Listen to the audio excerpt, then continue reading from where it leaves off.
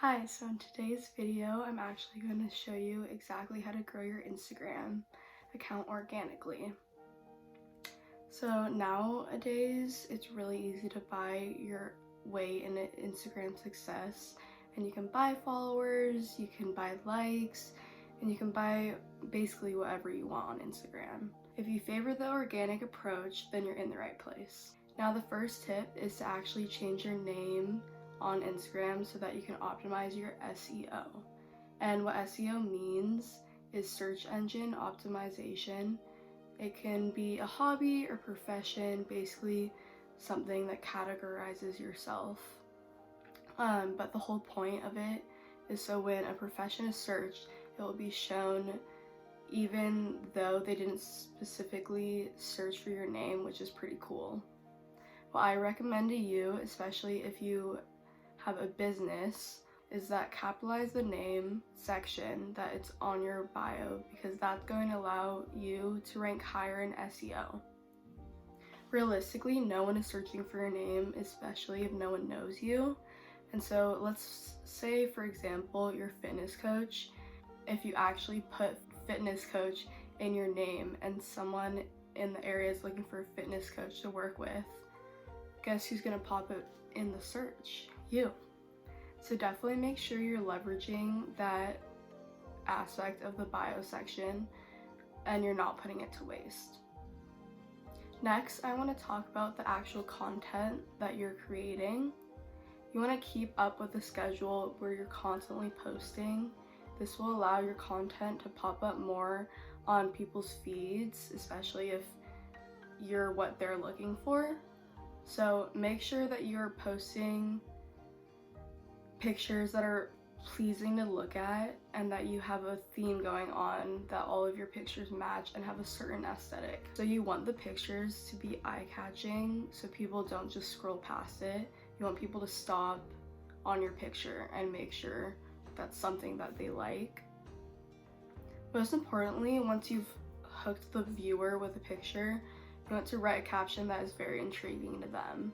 Something relevant to the picture with what you have to say. The picture has to be nice because it's going to allow someone to stop scroll and actually pay attention to what you have to say. It's in the caption that allows those conversations to engage and happen, that actually allows the engagement. You can write longer captions and kind of treat Instagram like a microblog. This is what can spark a lot more of a one-on-one private conversation and really form that relationship that you're looking for to gain more engagement and followers on Instagram.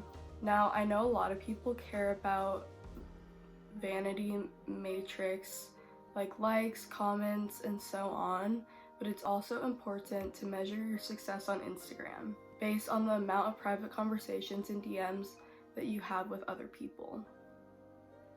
Especially if you have a business or you're using Instagram for your business, the people who are actually engaging with you privately are the warmest leads. They're interested in your product or specifically working with you, which is most important. Building those strong connections with people will allow them to pass your information to their friends or colleagues, and so on and so forth. And again, it's about the initial reaction, which is why the caption is so important.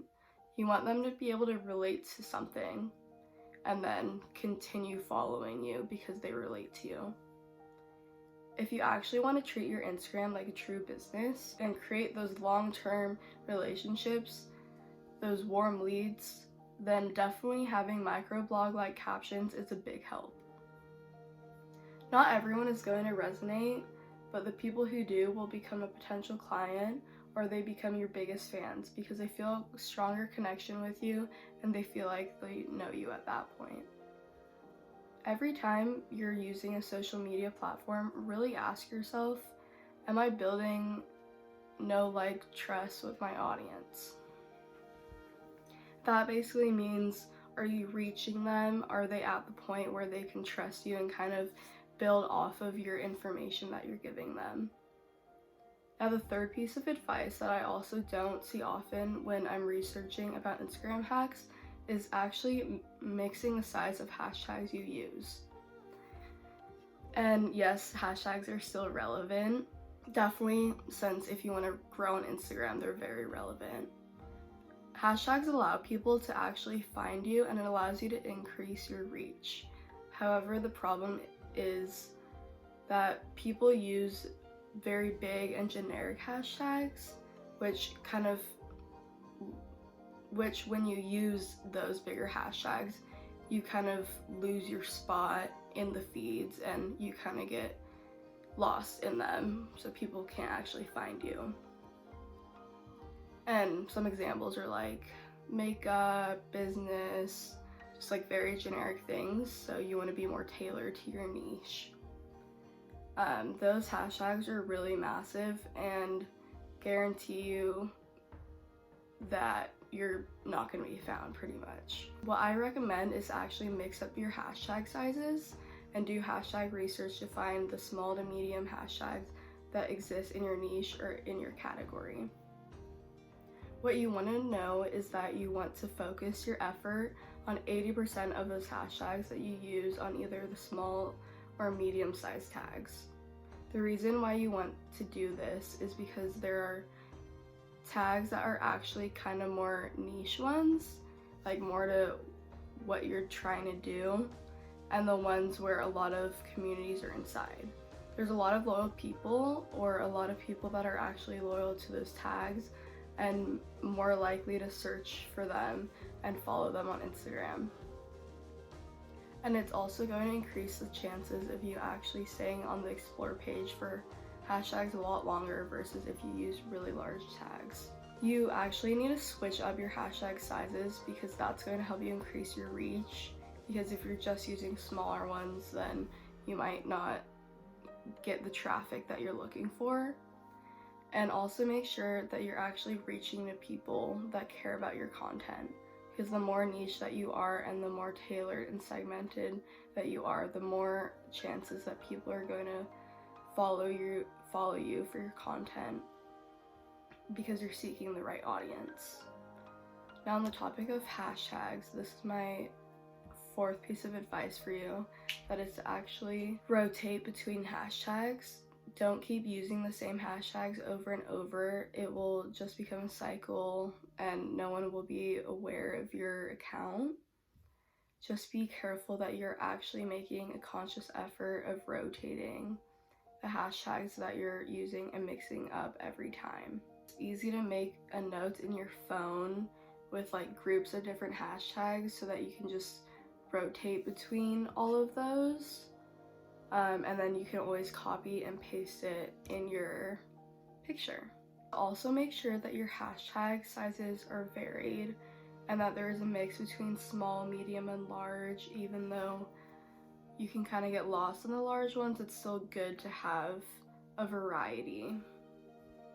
And so the last and final tip that I have is community engagement.